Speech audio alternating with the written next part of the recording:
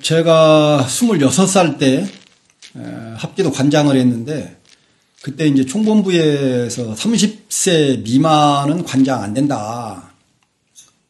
어린 사람이 관장을 할 수 있겠느냐 그러는데, 제 경력도 있고 또 지방에서 한다고 하니까 지방에는 아무래도 이제 관장이라는 그 임명이 없으면 도장을 운영하는데 애로사항이 많기 때문에 좀 해줘야 된다고 강력히 얘기하니까 이제 그걸 해줬어요.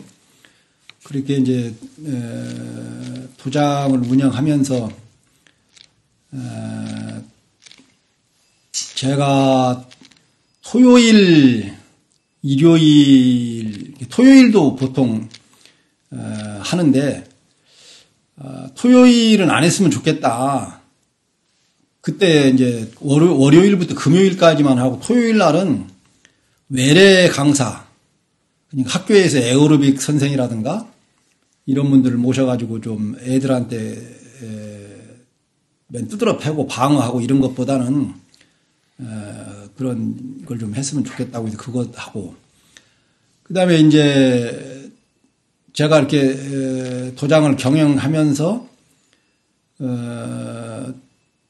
그 가까운 데 계시는 절의 스님을 모셔다가 토요일마다 법회를 좀 부탁을 했더니 와서 해 주시더라고요.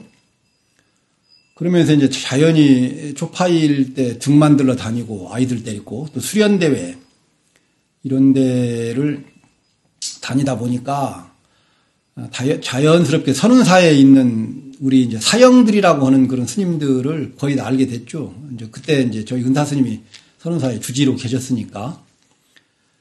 그러면서 이제 그 룸비니 고등학생들 수련대회도 참가를 시키게 되고, 그러면서 이제 제 사형 중에 한 분이 옛날에 중국의 그 고전에 등장하는 그 동화책 같은 이야기, 육조 스님 얘기라든가 조주 스님 얘기라든가 여러 가지 그 이야기를 하면서 이 도인에 대한 뭐 이런 얘기들 많이 듣다 보니까 뭐 출가를 하면은 나도 뭐 그렇게 될까 막연하게 이제 그렇게 생각을 하면서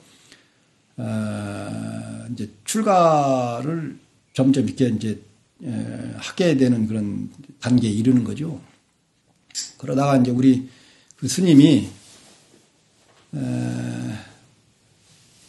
그 선운사에서는 교육 환경이 열악하기 때문에 배우려면은 제대로 된 데 가서 배워야 된다 해가지고 해인사라든가 송광사라든가 뭐 이렇게 큰 절을 이야기하더라고.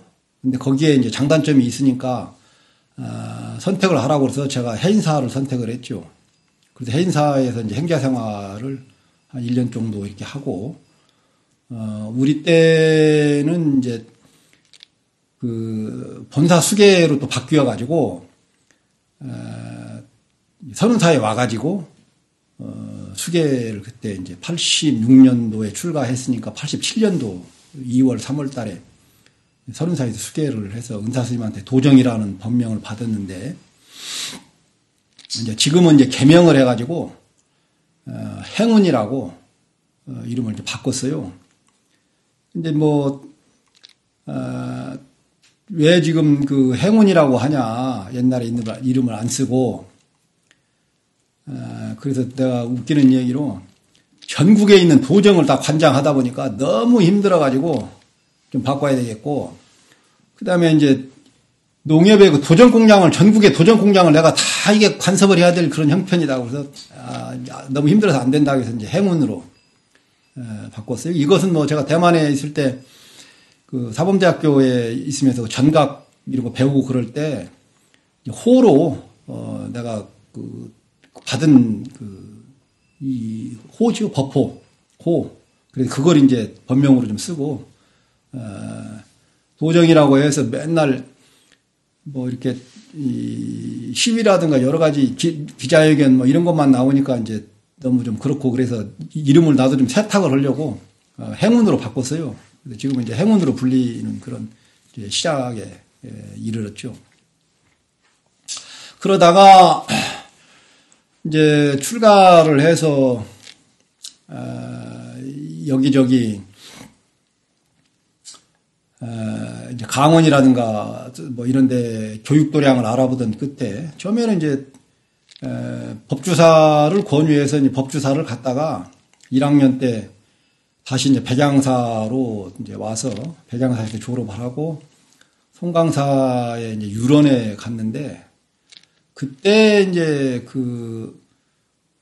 미얀마에서 윗바사나 사마타 뭐 그 남방 수행을 하던 스님을 만나서 이런 것 저런 거 이제 많이 묻고 그러는 과정 중에 제가 평소에 이제 부처님의 유언의 말씀을 그 유교경이라고 그러죠. 그것을 이제 백양사에서 초기 때 배웠는데 거기 유언의 말씀에는 첫째는 배율로서 스승을 삼고 둘째는 사념체에 주하라 뭐 그런 얘기를 했어요. 그래서 그러면 그 사념차라는 게 뭐냐? 그래서 신수신법이라고 해서 몸을 관찰하고 몸이라고 하는 게 우리가 일반적인 몸이 아니고 호흡을 몸이라고 얘기를 하죠. 그래서 호흡을 관찰, 들숨 날숨 이걸 관찰을 하고 그다음에 느낌, 수 느낌을 관찰을 하고 그다음에 마음에서 일어나는 여러 가지 갈등적인 요소 그것을 또 관찰을 하고 그다음에 이제 법이라고 해서 뭐 이렇게 법이라는 것은 뭐 이제 좀 막연하긴 하죠. 여러 가지 설명을 많이 하지만 이것도 일종의 뭐 정신적인 정신적에서 나타나는 건데 일종의 이제 뭐 결국에 나중에 가면은 고통이라는 게 도대체 뭐냐? 그다음에 삼법인이라고 해서 이 무상 이 우리가 정신적인 것도 찰나찰나로 계속 이렇게 변해가는 거 무상하다는 이런 것도 좀 관찰을 하게 되고 그다음에 무아 거기에는 뭐 실체가 없다고더라 이런 것 등이 이제 궁극적으로는 이제 신수신법에 해당이 되겠죠. 법에 해당되는 것이기 때문에 이런 것에 대한 이해가 전혀 없었는데 그 윗바사나 수행을 하고 온 스님의 이제 이런저런 이야기를 들으면서 이제 미얀마를 좀 가는 게 좋겠다고 해서 미얀마를 92년도에 가서 제일 먼저 접한 것이 이제 윗바사나 수행을 하게 됐고 그러다 보니까 이제 세월이 많이 흘러가면서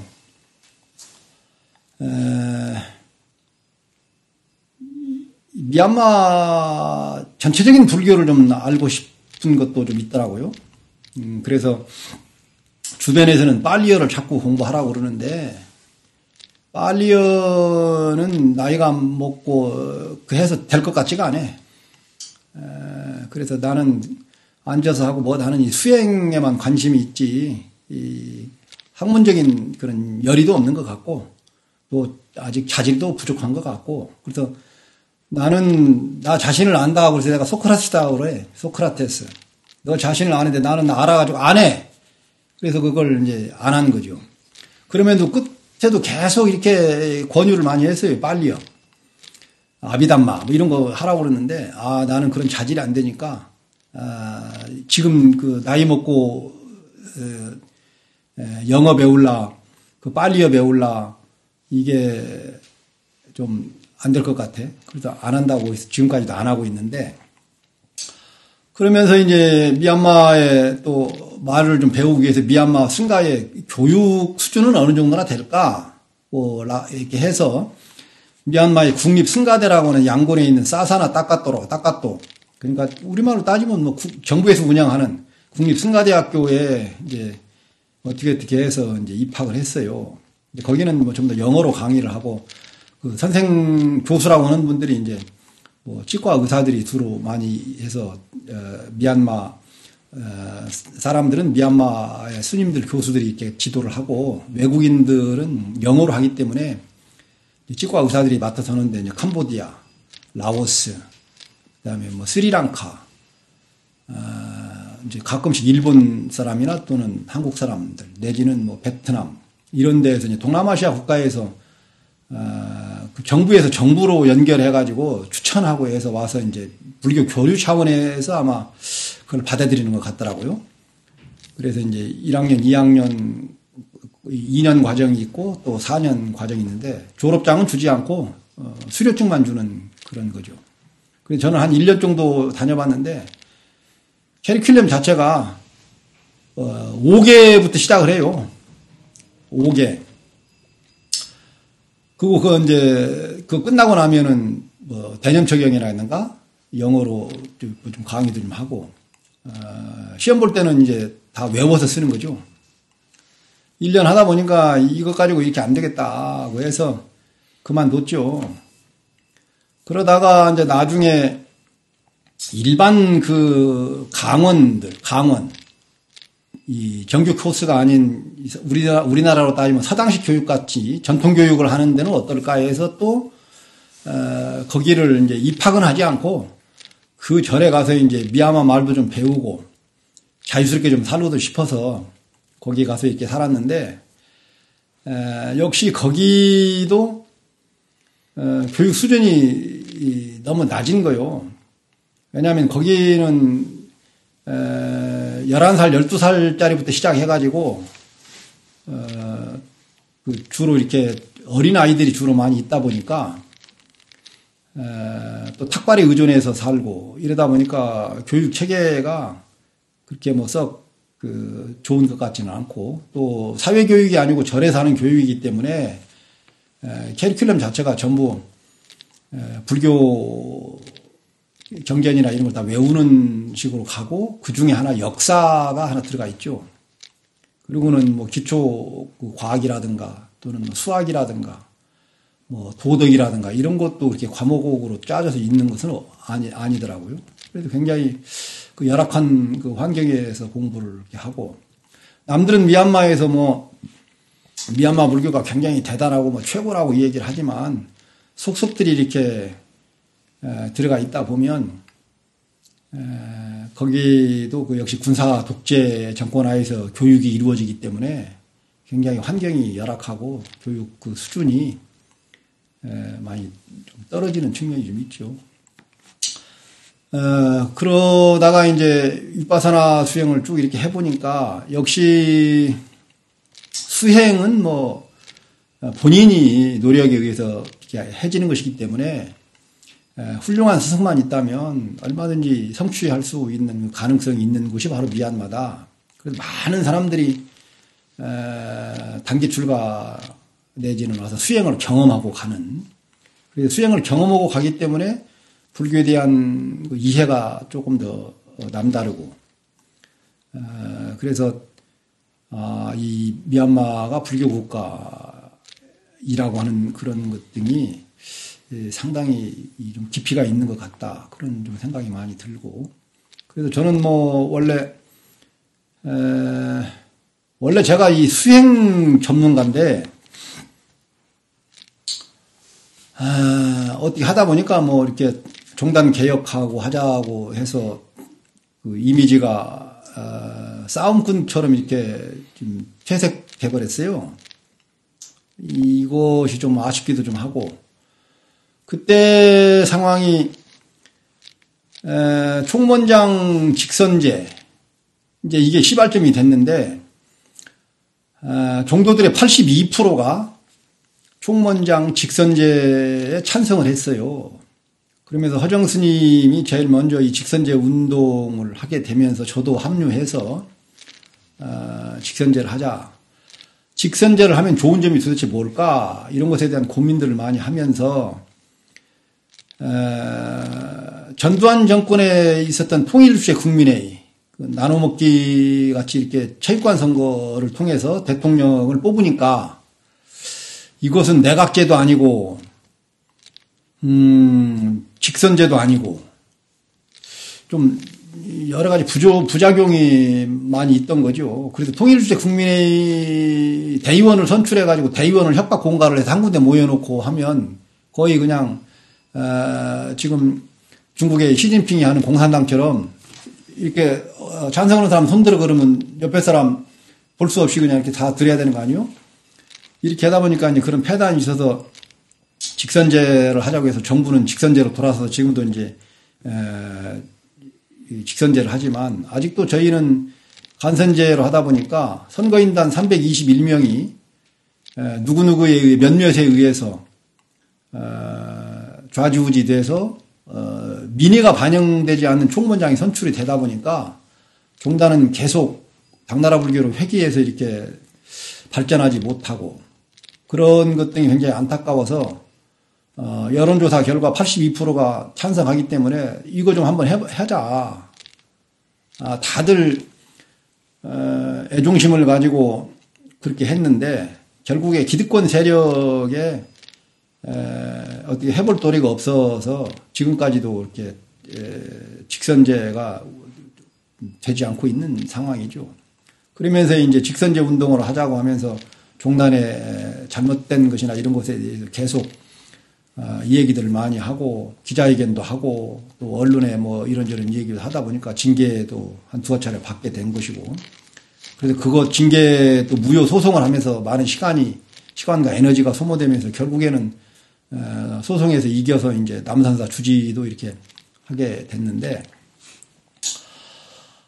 이것은 이제 저희들이 풀어야 될 숙제예요. 저는 사실 원래 수행 전문가인데 직선제 운동하면서 종단에 이런저런 문제가 그때그때마다 생기면서 계속 거기에 같이 합류해서 뭔가를 하다 보니까 이 데모하는 승려를 이렇게 완전히 인식을 해서 지금도 이제 굉장히 그게 손해 보는 것이 종단에서 징계받고 언론에서 계속 떠들어서 뭐 이렇게 하다 보니까 서울에서 누가 이제 소개시켜줘가지고 우리 절에 온다고 하면 인터넷 검색을 먼저 해요. 그러면 이제 인터넷 검색해서 나오는 거 보면은 이 스님 맨날 어디 가서 기자회견하고 막 떠들고 막 이런 것만 나와 있는 거예요. 그래가지고 오다가 안 와버린 사람도 많아. 그러니까 이제 사찰 운영하는 측면이고 먹고 사는 부분이 상당히 이제 힘들어지는 거죠. 그렇게 우리 신도들이나 이런 분들이 보수적인 사람들이 많이 있는 거지. 부처님은 이 인도 2600년 전에 그 인도 사회에서 계급을 타파하신 분은 아니에요? 그러니까 바라문이 부처님한테 와가지고 부처님이 이제 거룩하게 느껴졌는지 당신 태생이 뭐요? 집안이 뭐요? 이렇게 물어본 거지. 그러니까 부처님이 야 임마 남의 성은 그 집안은 왜 물어봐? 행위를 물어야지 행위. 태어나면서부터 바라문이 아니다는 얘기지 이게. 당신이 지금 뭘 하고 있느냐. 당신이 고귀한 행을 하고 있으면 바라문인 것이고 아무리 집안이 좋은 훌륭한 집안에서 태어났어도 하는 짓이 이렇게 나쁘면은 그게 그 집안의 바라문이 아닌 거지. 똑같아요. 그래서 이런 그 부처님의 가르침을 잘 이해를 하고 그 개혁적인 마음을 가져야 되고 출가를 했으니까 엄청난 그 마음의 심적인 변화라든가 여러 가지가 있어서 뭔가 자기 스스로를 변화시키고 또 남들도 변화시킬 수 있으면 좋다 이런 생각으로도 출가를 했을 텐데 승려 생활을 이렇게 오래 하다 보니까 목구녕이 포도청이라고 이 생계를 가지고 흔들어대면 결국에 하고 싶은 얘기도 못하게 되는 거고 결국에 쫓겨나게 되고 그러면 이제 생계가 위협받잖아요. 그러다 보니까 이제 원로 또는 어른 스님들 선방의 선원장 또는 방장 여러 이렇게 어른 스님들이 하고 싶은 얘기를 제대로 못하고 사는 그런 상황에 이르러서 어떤 사람들은 그러니까 비겁한 자라고 막 이렇게 막 매도하기도 하긴 해요. 근데 한편으로 이렇게 돌아보면 또 그럴 것 같다는 그런 생각이 들어서 종단의 제도를 바꾸는 것이 중요하다. 그러려면 총무원장을 직선제로 뽑아서 해야 마땅하다. 직선제를 하게 되면 직선제에 선출된 사람이 공약을 하고 한 가지 두 가지 이행을 하면서 다음 재선 때 어떤 공약을 내놓고 종단에 한두 가지씩 계속 발전해 나간다. 과거에 우리 뭐 김대중 정부에서 여러 가지 좋은 일을 많이 한 것 중에 그 제도적으로 민주주의를 정착하려고 노력을 많이 했잖아요. 의료보험 제도도 확대해가지고 하고, 그 다음에 노무현 대통령 들어와가지고는 더 많은 제도를 만들어서 민주주의를 정착시키려고 이렇게 하다가 이명박 박근혜 들어서면서 나라 꼴이 우스워졌고, 그러다가 문재인 대통령이 되어가지고 우리가 기대하는 만큼의 미치지를 못했죠. 특히 남북관계 같은 경우는 많이 이게 아쉽기도 하고, 그리고 다시 이제 이 정부 들어서면서 나라 꼴이 이 모양이 돼서 부처님 같은 경우에를 보면 왕이 훌륭하면은 백성이 편안하다. 왕이 폭군이 되면 나라가 백성들이 그냥 환란에 당하고 그래요. 마음대로 해버리니까. 그래도 그런 것 등을 막고자 부처님은 왕이 갖춰야 될 그런저런 이 얘기도 많이 했고, 또 부처님 자신이 개혁주의자예요. 어떻게 보면 혁명가인 거지. 그 사회의 여러 가지 폐습이나 이런 것 등을 부처님은 실제 고쳤고, 그래서 누구든지 이 절집 안에 들어온 사람은 학력이나 집안이나 이런 것에 불문하고 먼저 출가한 사람이 형이 되고 나중에 출가한 사람이 아우가 된다. 이것을 분명히 못을 박아서 지금도 출가를 하게 되면 가장 먼저 배우는 것이 대자는 유영하고 소자는 위젠이라, 먼저 출가한 사람이 형이 되고 나중에 출가한 사람이 아우가 된다. 이렇게 이제 지금도 그 전통을 따르고 있는 것이 지금 우리 현실이죠. 부처님이 교화하는 그런 방법도 다시 한번 우리가 연구를 좀 해봐야 되는데, 자꾸 지금 불교 중흥하면서 인도를 걷고 차도를 걷고 막 그러는가 봐. 돈도 1,000만 원, 1,200만 원씩 걷어가지고 이쪽으로 걸었다 저쪽으로 걸었다 막 이렇게 횡설수설하면서 인도에서 걸으면서 이렇게 한국 불교를 중흥시키겠다고, 세계 불교를 무슨 중흥시키겠다고 막 이렇게 설레발을 까는데, 부처님이 깨우침을 얻어서 29세 때 출가를 해서 35세에 깨달음을 얻는 거죠. 그래서 49일 동안 일주일씩 여기저기를 걷고 앉고 사유를 통하고 하면서 불교를 체계를 세워서 이제 5명의 동료, 그 5 고행자들 녹야원에 가서 이제 제도를 하는 거죠. 제도를 하는데 부처님이 그냥 가가지고 적당히 이 얘기 했겠냐. 그 5명은 부처님이 타락했다고, 고행을 하다가 단식을 멈추고 좋은 음식을 섭취하고 그러니까 과거로 돌아가고 싶어서 그런다. 이런 식으로 이제 생각을 하면서 부처님을 외면하고 그러지만, 부처님이 가가지고 녹야원에서 내 얘기 좀 들어보시오. 내가 언제 이런저런 이 얘기를 좀 많이 한 적이 있느냐. 내 얘기를 좀 들어보시라고. 그래서 계속 설득하고 거기서 이 얘기를 해서 이제 그 본단냐, 교진녀라고 하죠. 그 스님이 제일 먼저 깨우침을 얻는 거예요. 그러니까 부처님이 흥분해가지고 너무 기쁜 거지. 안냐시 곤단냐, 곤단냐는 알았다. 곤단냐는 알았다. 막 이렇게 하는 거지. 흥분해가지고. 그래서 그 곤단냐는 이름이 안냐시 곤단냐가 됐어요. 알았다. 그러면서 이제 탁발 나가서 얻어다가 같이 나눠 먹고 또 공부를 시켜서 아싸지, 와빠 이런 다른 4명의 고행자도 서서히 이렇게 깨달음을 얻는 거죠. 그래도 그때 이제 부처님이 선언하기를, 이 지구상에는 오직 6명의 아라한이 존재한다. 이렇게 6명의 성자가 있을 뿐이다. 이렇게 이제 선언을 하죠. 그러고 난 다음에 시간이 이제 가면서 그 야사라고 하는 아주 부잣집의 아들이 부처님하고 비슷해요. 출가하는 그런 배경이 별장에서 무희들, 춤추는 뭐 기생들 같은 경우인지는 모르겠어요. 그런 사람들을 데려다가 이게 놀고 있는데 새벽녘에 돼서 이렇게 또 일찍 깨서 잠도 안 오고 그러니까 나가 보니까 무희들이 막 이렇게 옷이 치렁치렁 이렇게 널려 있고 침을 젤젤 흘리고 꼴불견으로 이렇게 있으면서 그 인생이 참 재난이다, 재난. 큰 재앙이다.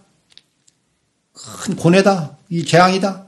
이렇게 이제 고뇌를 하고 아침에 부처님 계시는 어디 근방에 그냥 이 길을 나서는 거예요. 그냥 괴로워서. 그러면서 부처님이 이제 멀리서 부처님이 보니까 그 야사가 오니까 그 나무 밑에 이제 이렇게 앉아 있었죠.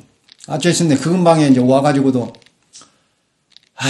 이거 인생이 뭐냐, 이게 도대체 재난이다, 재앙이다, 이렇게 하고 오니까 부처님이, 이리 와서 앉거라. 여기는 너같이 큰 재앙도 없고, 뭐 재난도 없다.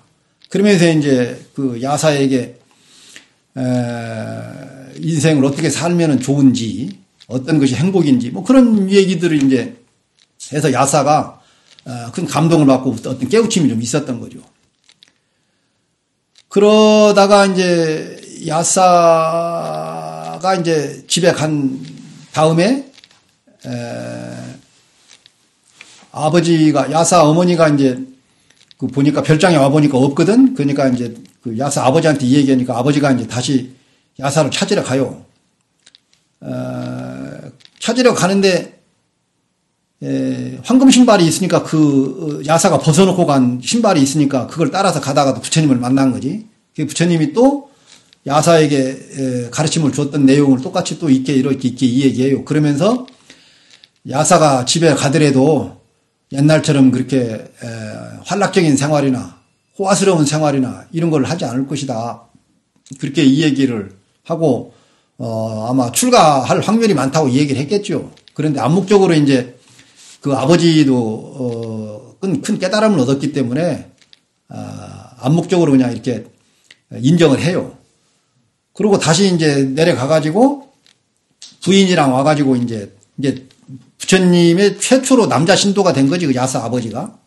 그 다음에 이제 야사 어머니가 그 다음에 같이 와가지고 또 여자 신도가 되고, 그래서 이제 야사를 출가를 시켜가지고 머리를 깎여가지고 집에 이제 그 탁발하면서 이제 가는 거예요.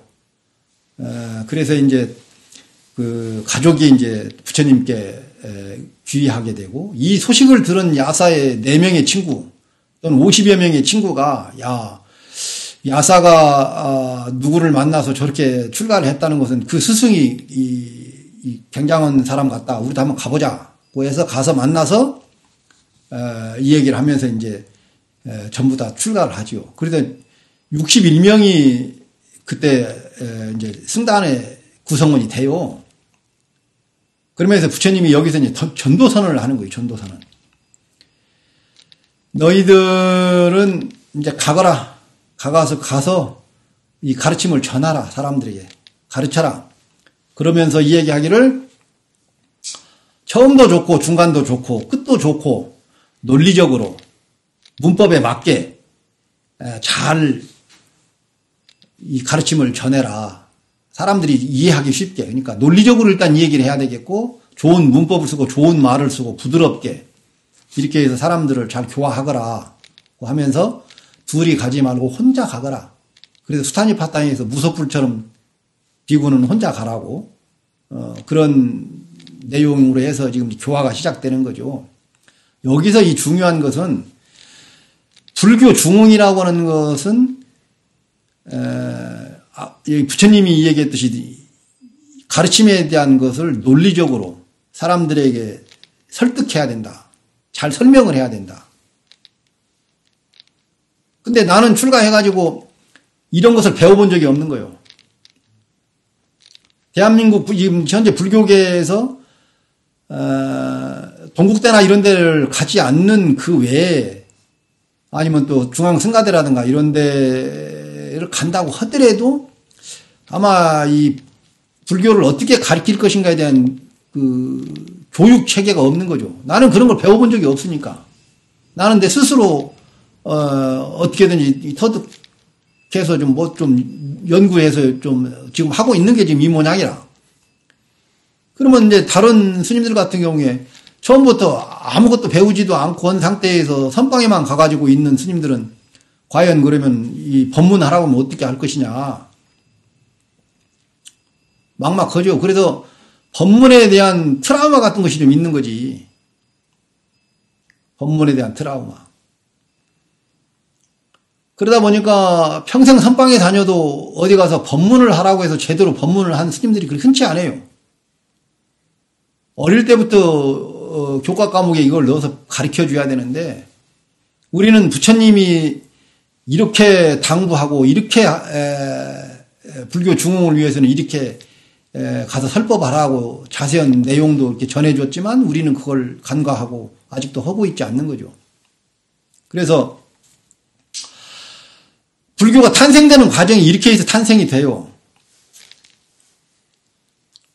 그럼에도 불구하고 그냥 뭐 인도를 걷는다, 절에서 절로 뭘 걷는다고 이게 불교 중흥이 되냐고.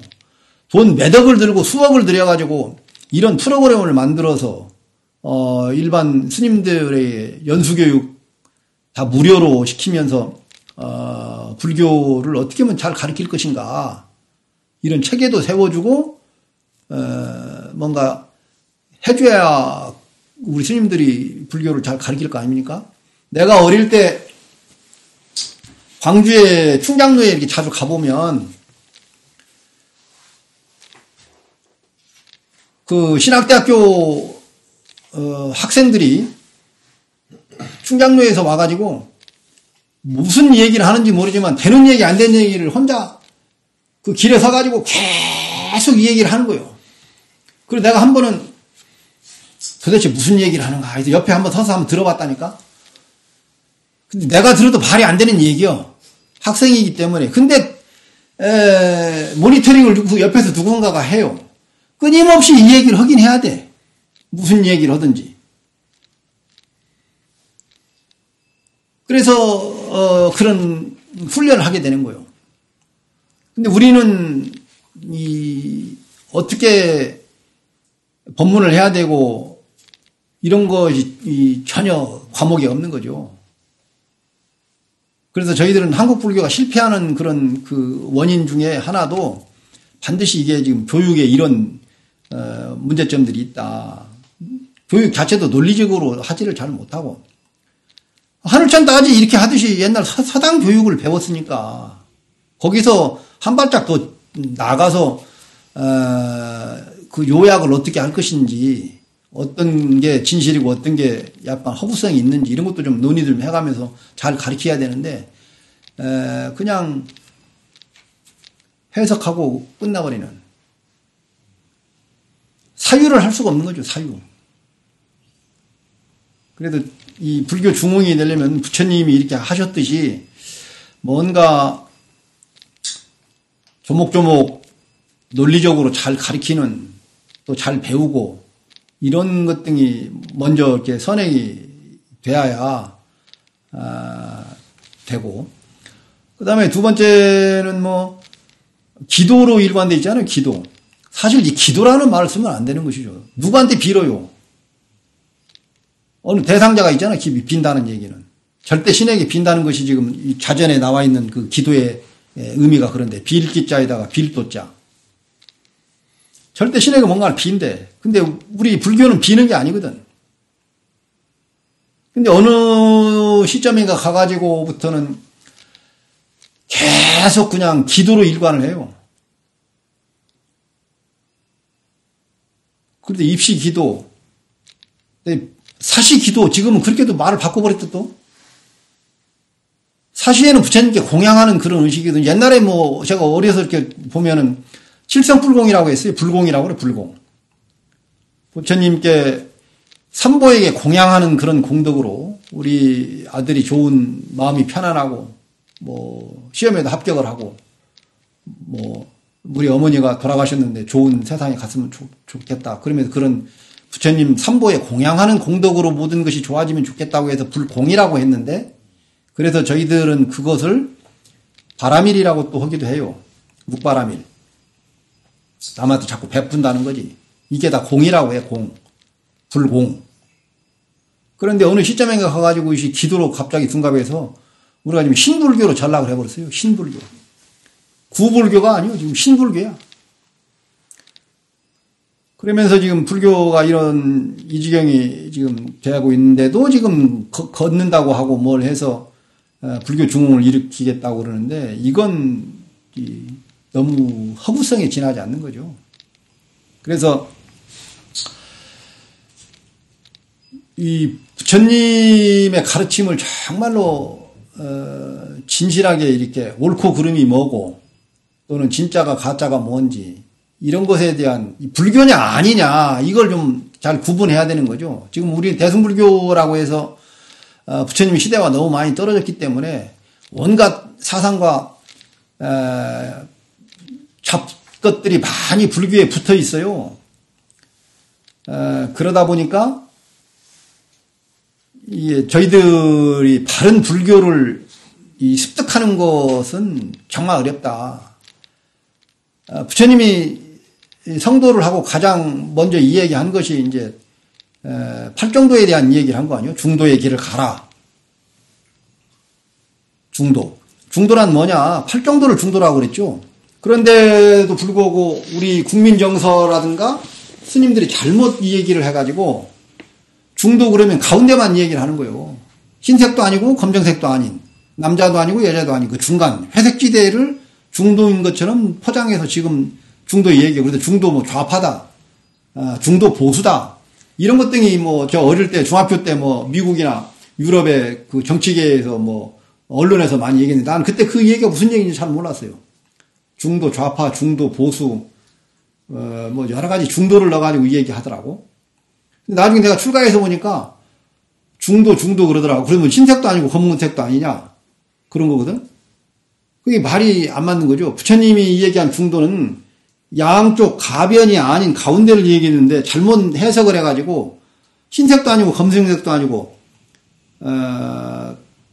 이렇게 이야기하는데 사실 그게 아니거든. 부처님이 그 5 비구에게 초전 법문 중에 가장 먼저 설법한 내용이 양극단을 쫓아서는 안 된다.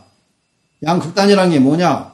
하나는 당신이 해보니까 초호화스러운 생활, 이것이 나태를 불러일으키고 감각적인 쾌락만을 자꾸 불러일으키기 때문에 요런 극단을 가서는 절대 안 된다.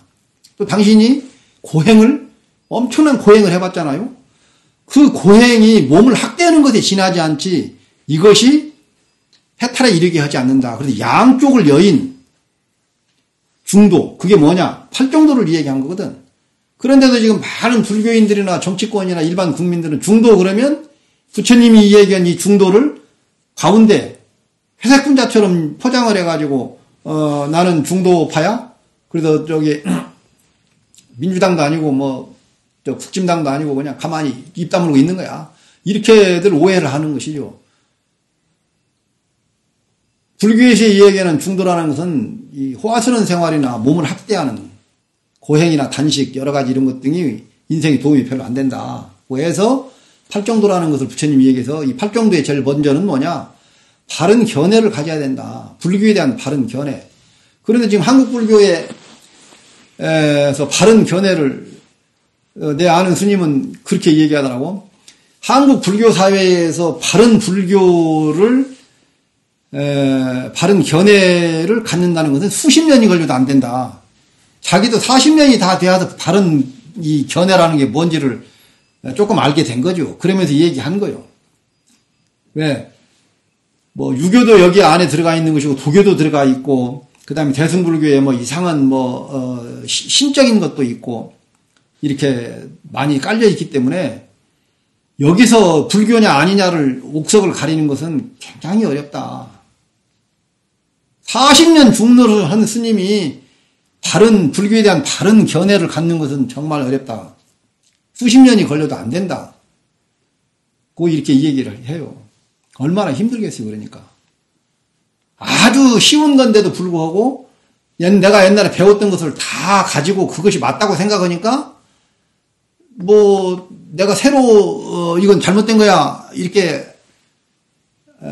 배워도 내가 40년 동안 그렇게 알고 지냈는데 그것이 아니라고? 그러면 멘붕이 오는 거 아니에요?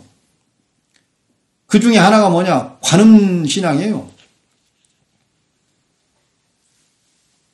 관세음보살 하는데 법화경의 관세음보살 보문품에 보면은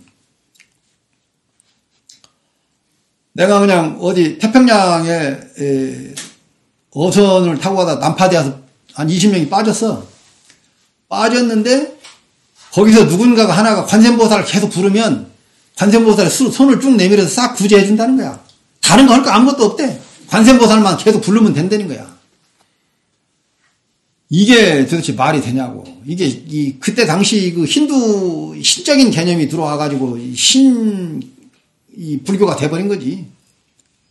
그래서 인도의 그 뭐 비슈누라든가 또는 뭐 시바라든가 뭐 이렇게 아주 권능적인 신 같은 개념이 불교하고 접목을 해가지고 그냥 갑자기 관음 그것이 나타난 거예요. 천수천하 눈이 청개고 손이 청개해서 어디든지 가면 너 있는 곳에 가면 그냥 다 지켜보고 있대. 그래도 네가 그냥 관세음보살을 계속 부르면 다 구제해 줘 버린다는 거야. 그래가지고 지금 무슨 천일 기도를 뭐 한 번 했니, 두 번 했니, 세 번 했니, 자랑이요, 그게. 그러면 과연 그게 불교일까? 초기 경전에 상일다니까인가 그런 얘기가 나와요. 바라문이 요즘에 이렇게 보니까, 자기 아버지가 죽어서, 겐지스강에서 아버지 시신을 목욕을 다 시켜가지고 이렇게 들고 불의 신에게 우리 아버지 극락세계에 가도록 이렇게 계속 기도를 이렇게 축원하고 기도를 하면은 우리 아버지가 극락세계에 갑니까? 부처님한테 여쭤보는 거예요. 부처님이 거기에 대한 답변으로 예를 들어서 얘기하는 것이지. 네가 저 호수에다가 돌을 딱 던져놓고 돌아 떠올라라 그러면 돌이 막 떠오르냐? 그러니까 안 그러는데요? 그러면 다시 어떤 항아리 이것을 갖다가 호수에 던져놓고 가라앉아라 신이여 가라앉게 하소서 막 그러면 이게 막 가라앉으냐? 아니요. 그와 똑같다. 불교는 철저하게 자기 수행이고 자기가 자기 육바라밀, 바라밀을 닦는 거죠. 그래서 불공, 수행 공덕, 공. 그 공을 들이는 건데, 이런 것은 어디 가고 없고, 계속 목탁을 치면서 사분정근이라 해가지고 관세음보살을 염하고, 아미타불을 염하면 자기 아버지가 그냥 죽었는데 그냥 극락세계로 막 가버리는 거예요? 이러다 보니까 불교의 이 바라밀 공덕을 쌓는 행위라든가, 이런 것에 대한 이 얘기는 스님들이 잘 하지 않더라고. 그리고 입장료를 받아서 먹고 살기 때문에 이런 것에 대한 이 얘기라든가 공부 이런 것들이 전혀 없어. 그냥 어떻게 하면 주지대 와가지고 사찰 관리를 잘 할까. 이것이 로망이고 꿈이에요. 어떤 사람들 보면. 그래도 좋은 승용차 타고 다니고. 이것이 이제 불교를 자꾸 지금 현재 잘못한 건데, 그런데 이런 것은 이제 저희들이 새롭게 좀 정리를 하고 좀 불교 중흥을 새로운 지금 현 시대에서 어떻게 정립을 해야지 불교 중흥이 일어나느냐 늦긴 했지만 이런 것에 대한 지금 종단 차원의 어떤 논의가 지금부터 돼야 되고 새롭게 정리를 좀 해야 될 그런 상황이다. 이렇게 좀 생각을 해요. 제가 어릴 때부터 자전거 타고 다니고 막 어디 멀리 다니는 섬이라든가 이런 데를 다니는 걸 좋아해가지고, 미얀마에 가가지고도 이제, 여기저기를 많이 다녔죠. 국립승가대 가가지고도 교육 수준을 알아보기 위해서 좀 다녀보고, 그 다음에 강원, 일반 전통교육 하는 데도 다녀보고, 시골에도 가보기도 하고, 3일씩, 차도 안 다니는 데를 걸어서 다니기도 이렇게 했는데, 그러다 보니까, 은연중에 내가, 관념적으로 우리가 알고 있는, 나는 뭐, 역마살이라는 게 좀 많은가? 그런 생각이 들더라고. 그러던 차에 이제 몸이 아프고 또 수행에 대한 진척도 없고 그러다가 이제 뭐 좀 새로운 걸 좀 해봐야 되겠다고 해서 미국에 가가지고 또 영어도 좀 이렇게 배웠잖아요. 미국에 한 3년 살면서 이제 그 남방에서 하는 연불도 좀 이제 배운 거죠. 그러니까 한국절에 가서 살겠다고 그러니까 아니 뭐 조사는 다 해. 그래 놓고 방이 없대. 그럼 처음부터 물어보지를 말든가. 기분이 몹시 안 좋더라고요. 그러다가 이제 라오스 절에 연락을 해서 했더니 오라고 그러더라고. 그래 갔더니 남방은 승납을 가장 먼저 물어요. 우리는 본사가 어디냐 이런 거 물어보잖아요. 처음에 만나면. 근데 남방에서는 승납을 정해야 되잖아. 어른이 순서를 정해야 되잖아. 그러니까 승납을 묻는다고. 그래서 몇 년이라고 했더니 한국에서도 그러면 승려 생활을 했냐고 했다고 그러니까 그러냐고. 그러면 저기 가서 앉으라고 그러대요. 앉아가지고 이렇게 있는데 그래가지고 이제 방을 하나 주어서 거기 살게 되는데 원장 스님이 하루는 부르더라고. 그럴 때 갔더니 법당 앞에서 나보다 연불은 해봤냐 그러더라고. 그래서 저는 수행 전문으로 해가지고 연불을 배우지를 못했다고 그랬더니 이제 다른 스님한테 노트하고 연필을 가져오라고 그러더라고. 그래서 나한테 이제 내가 부를 테니까 적으라고 그래. 그 제일 먼저 하는 얘기가 뭐냐면 나모, 따싸, 바가와또, 아라하또, 삼마, 삼부따싸. 그래서 다 적었죠. 그때 나보다 읽어보래. 그래서 내가 그놈 보고 이제 나모, 따싸, 바가와또, 아라하또, 삼마, 삼부따싸 그렇게 했더니 that's okay 그러더라고. 그 다음에 또 적으라고 해서 적었는데 붓당, 사라낭, 가차미, 담망, 사라낭, 가차미 이렇게 쭉 했어요. 그래가지고 이제 한 1년을 살면서 노트 하나를 적었다고. 그러니까 이제 같은 연불이랑 해도 나중에 알고 보니까 스리랑카는 이렇게 운율이 있어요. 인도식으로. 운율이 있고 태국이나 캄보디아나 여기는 반야신경 같은 일자로 가요. 일자로. 근데 미얀마는 개송하듯이 해요. 끊어가지고 시처럼. 그게 약간 좀 차이가 있고 발음도 조금 차이가 있는데 한국하고 태국하고 라오스는 태국 문화이기 때문에 같은 게 뭐냐 선창하고 후창을 해. 그게 이제 왕족불기의 특색이에요. 우리는 이제 선창자가 예 부를 때 개향, 정향, 해향 이렇게 해서 이제 하고 나면 지심, 귀명네 이렇게 해서 이제 후창하거든요. 같이. 태국은 요소, 바가와, 아랑, 삼마 이렇게 하면은 나중에 이제 대중이 따라서 한다고. 그렇게 해서 이제 연부를 하다 보니까 거기는 이제 일자로 하는 거죠. 계속 반야신경 하듯이. 그래서 나중에 이제 한 1년 살다가 이제 스리랑카 워싱턴 DC로 이제 가서 스리랑카 절에 살면서 거기 가니까 로마자로 표기된 그 책이 있더라고. 연불 책이. 그래서 그것을 보고 내가 적은 놈을 보니까 거의 이렇게 틀린 게 많이 없더라고. 이게 무슨 얘기냐면 인도의 그 삼장이 스리랑카로 가서 스리랑카의 글자로 기록이 되는데 인도에서 간 삼장이라는 게 무슨 책으로 간 게 아니고 외운 사람이 간 거예요, 다. 가가지고 거기 이제 스리랑카 글자가 있으니까 글자로 옮겨 적은 거거든.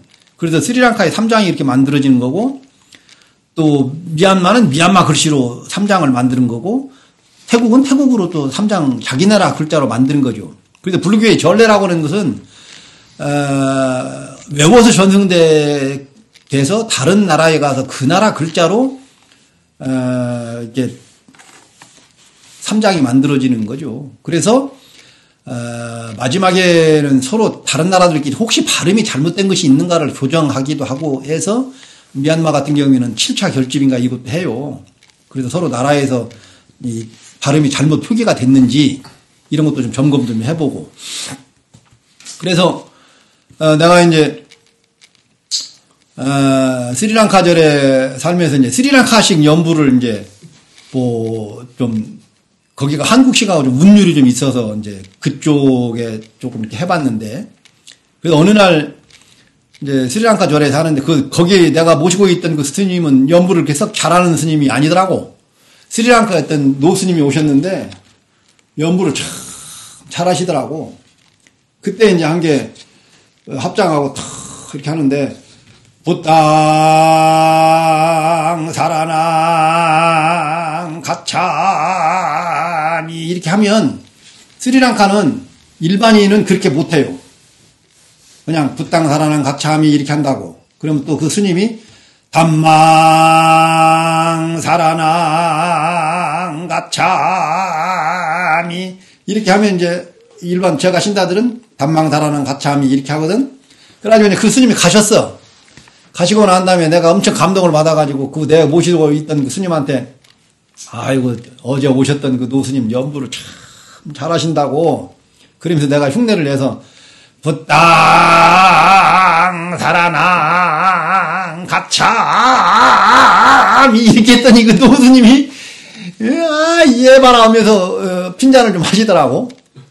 그래서 이 스리랑카 그 연불이 운율이 있는데 굉장히 아름답다. 그래서 나중에 이제 스리랑카에서 공부한 스님한테 그런 얘기를 했더니 정말 스리랑카의 그 법구경이라든가 이런 걸 아침에 그 앰프에다가 누가 예불 할 때 이렇게 탁 하면 멀리서 그걸 탁 들으면 너무 이렇게 감동적이고 좋다고 그런 얘기를 하더라고요. 그래서 이 귀로 듣는 운율적인 이것도 사람들에게 굉장히 감동적이다.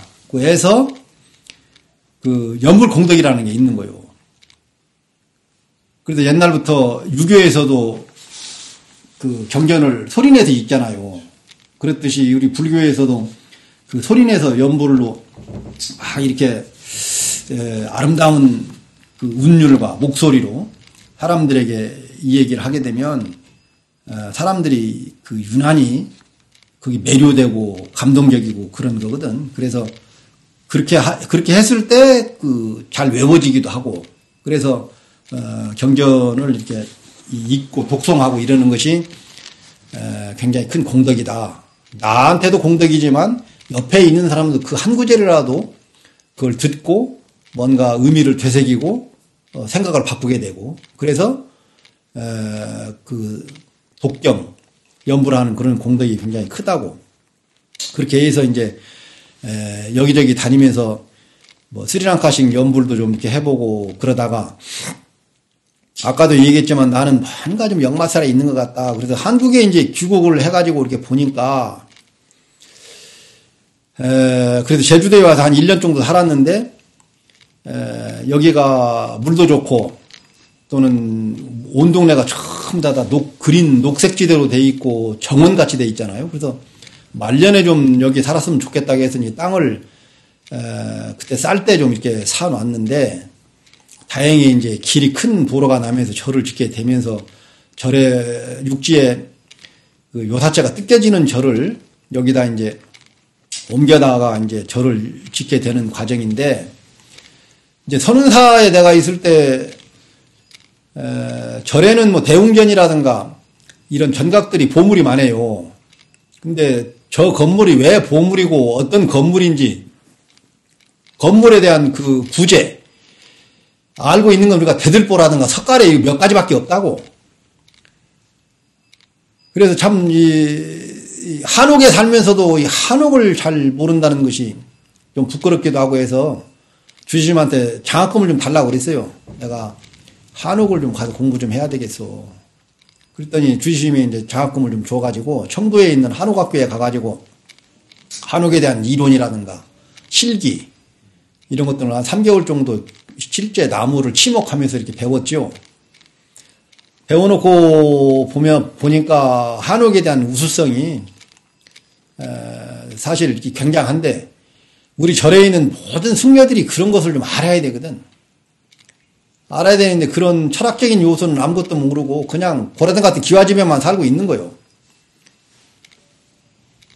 템플스테이를 하는 사람들도 그런 것에 대한 이해를 좀 시키고 공부를 좀 하면 우리 전통인 한옥이 어떻게 이 우리 환경에 잘 맞게 어우러져 있는지 등등에 대한 이 얘기를 좀 하고 공부 좀 해야 되는데 못한 것이 좀 아쉽고, 그래서 그 뜯겨지는 절을 이제 한옥에 대한 그 공부를 좀 내가 하고, 그 다음에 구들장 넣는 것도 좀 배워서, 양양에 구들학교가 있어요. 그래서 구들학교에 가가지고 옛날 구들부터 현대식 구들까지 간단하게 좀 공부를 좀 해서 제주도에 이제 와서 이 집을 뜯겨지는 요사체를 가져다가 이제 내가 이렇게 짓고 약간 퓨전 한옥식으로 이렇게 한 거죠. 그래서 제주도에 정착을 하게 됐는데, 처음에 이제 제주도는 좀 텃세가 있고, 내가 여기에 고향도 아니고 허 벌판에 이렇게 새로 절을 짓는데, 저는 박복해서 돈도 없고, 그러니까 나중에 겨울 같은 경우에는 어떻게 하냐고 해서 구들장을 놓고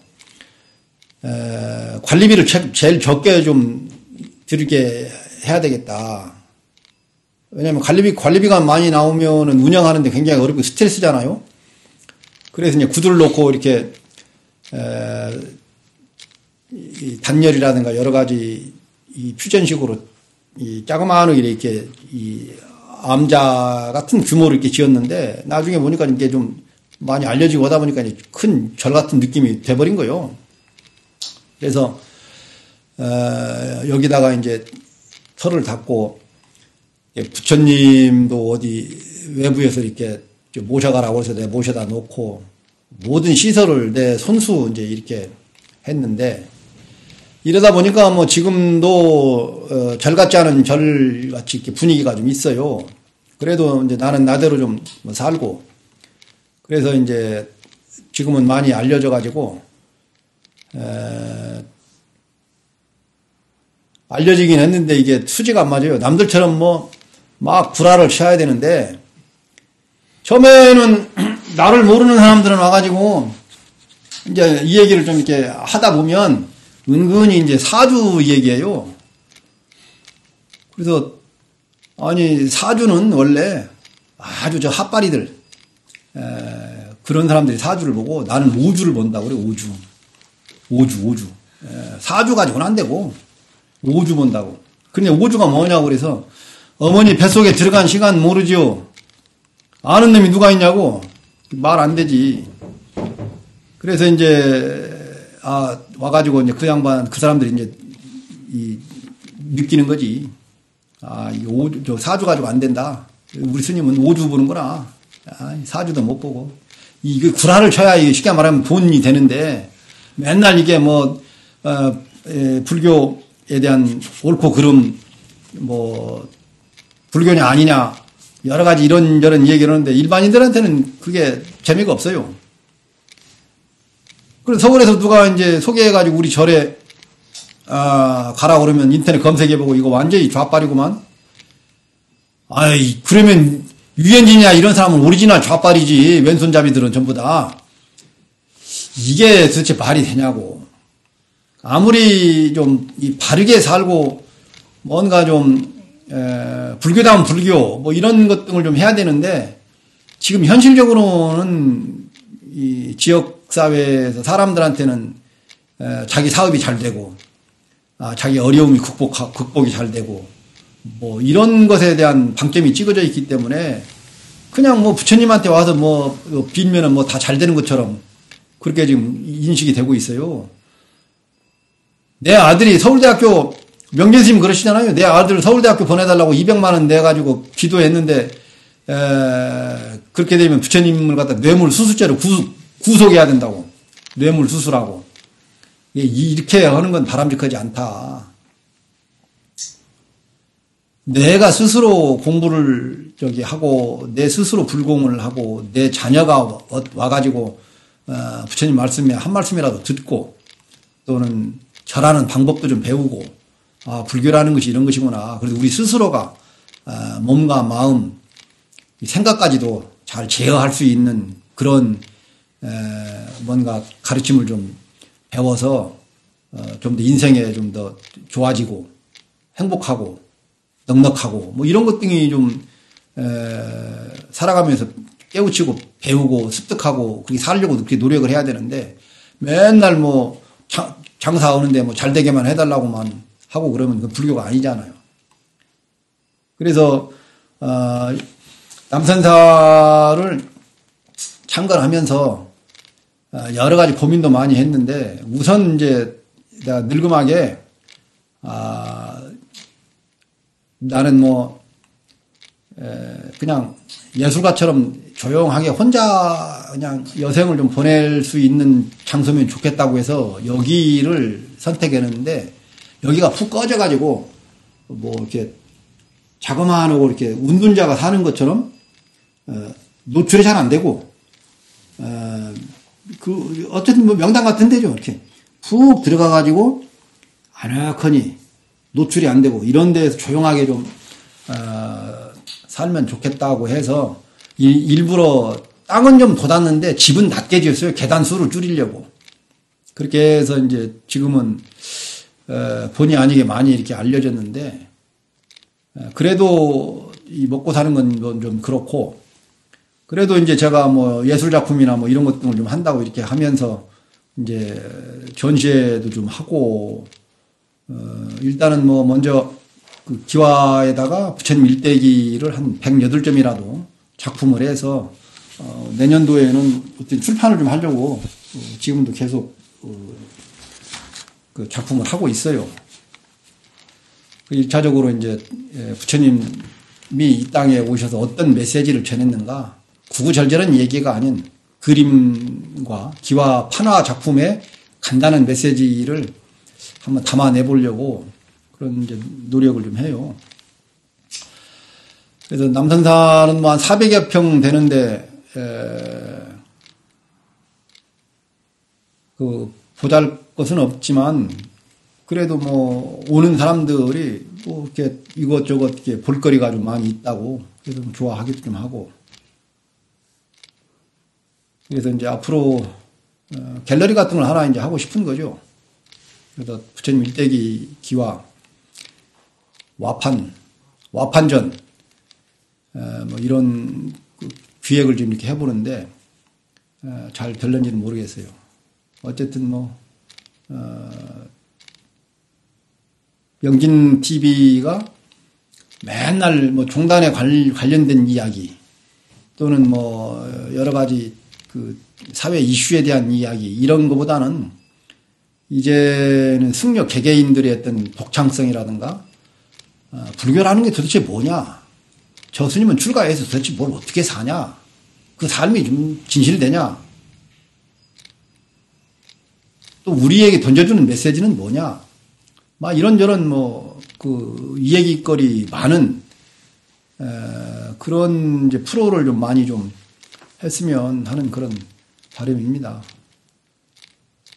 이런 계기로 이제 산중에 사는 그 참 고귀한 삶을 살고 있는 그런 스님들, 또 변방에서 생계에 급급해서 사는 그 스님의 이야기도 좀 들어보고, 그래서 우리가 함께 나누고 또 중생이 아프면은 부처도 아프다는데, 그래서 모두가 이 동시대를 살아가는 하나의 어떤 그 중생의 그 공동체, 그래서 출가자들의 뭐 진솔한 얘기들을 많이 담아냈으면 하는 그런 바람입니다. 그렇게 또 돼야 되고, 그래서 제가 유튜브에 천불난다 유튜브를 지금 해놓은데 구독자가 많이 없고 이것저것 뭐 올려요. 그래서 제가 먹방도 하고 다리미질 하는 것도 올리고 개하고 뭐 노는 것도 올리고 이렇게 하지만 사람들 관심사는 뭐 이렇게 사소한 것에 많이 있더라고요. 정말 이 도통거리는 이 얘기에는 관심이 별로 없어요. 그래서 아니 천인 공노할 사람 이 얘기는 뭐 고위직에 있는 사람이고 누구고 막 이 얘기 막 듣고 막 아바타가 되어가지고 서로 난리를 내고 그러더라고. 나는 뭐 여기서 불교된 이 얘기나 아니면 사람들 오면 뭐 이런저런 세상 사람 이 얘기해도 감흥이 없는 거지. 그 구라를 잘 쳐야 되는 거예요. 그래야 돈이 막 와. 없는 얘기도 막 꾸며내서 이 얘기하고 뭐 당신 뭐 내일 모레 곧 죽어. 아니면 뭐 이거 하면 안 돼. 막 이렇게 구라를 치면 사람들이 거기 혹 하더라고. 근데 오히려 이 산중에 아주 정직하고 이렇게 사는 스님이 이게 바른 스님인데 내가 미얀마에 갔다 와가지고 솔직히 뭐 이런 얘기 하기는 좀 그런데 우리 형님 집에를 잠깐 갔어요. 갔더니 우리 형수님이 어디 절에는 뭐 초파일에 돈을 막 엄청나게 막 긁어 모으고 막 그런다고 그래. 그러니까 이제 저기 속가 형님이 내 얼굴을 한번 쳐다보고 형수 얼굴을 한번 쳐다보고 그러는 것 같아. 그래 내가 이 얘기를 좀 했죠. 형수님 어디 가서 절대 그런 얘기를 하면 안 됩니다. 내가 출가를 해가지고 돈을 많이 번다고 그러면 그 집안 망신이에요. 형님 욕먹이는 일이라고. 왜 그러냐면 세속 사람들이 다 알아요. 저 집에는 동생이 출가를 했는데 뭐 고급 승용차에다가 돈을 막 엄청나게 많이 벌고 막 그런다고 그러면 세속 사람들이 욕해. 아니 뭐 출가했으면 승려 생활이나 열심히 잘 하지. 형수님한테 내가 그런 얘기를 했죠. 절대 돈 버는 얘기를 하면 안 된다. 돈 벌려고 했으면은 뭐 사업을 해야지 왜 출가를 하냐. 그래서 차라리 그렇게 얘기를 하지 말고 우리 삼촌은 외국에 다니면서 그냥 공부는 하고 그런 스님입니다. 그렇게 해야 형님 채통도 쓰고 다른 사람이 생각할 때 아이고 저 집 동생은 출가해가지고 중노릇을 제대로 하는 마이구나 이렇게 생각을 하지. 돈 번다고 이렇게 하고 그러면 출가자가 이렇게 도대체가 말이 되냐.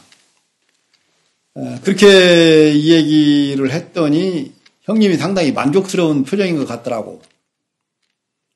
왜냐하면 요즘에는 이 사회적으로 다 이렇게 알아요. 그래서 출가했으면 출가한 사람에 맞게 살아가야 되고 또 사업하는 사람은 사업에 맞게 살아가야 되는데 옛날하고 달리 요즘 사람들은 대기업의 총수가 돈을 많이 벌었다고 해가지고 그 사람이 성공한 사람이라고 얘기를 하지 않는다고요. 성공한 사람이라는 건 도대체 어떤 사람이 성공한 사람이냐? 돈을 많이 버는 것도 아니고 돈을 벌었으면 그거를 이 이웃 사회를 위해서 어떻게 잘 쓰고 사회에 어떤 역할을 하고 있느냐 이런 것에 대한 기준들이 있어야지 그분은 성공한 삶을 살았다 이렇게 얘기를 하는 거죠. 무조건 뭐 투자를 많이 해가지고 돈 많이 벌었다고 성공했다고는 얘기하지 않는 거죠. 그렇듯이 출가한 사람도 주지하는 걸 굉장히 부끄럽게 생각을 해야 되는데 그렇지 않아요. 그래도 우리 절의 현판 주련에 내가 하나 새겨놨잖아요. 주지라고 참 승려가 아니고 하는 짓이 이뻐야 참 승려다. 이 말이 시사하는 바가 상당히 큰 거죠.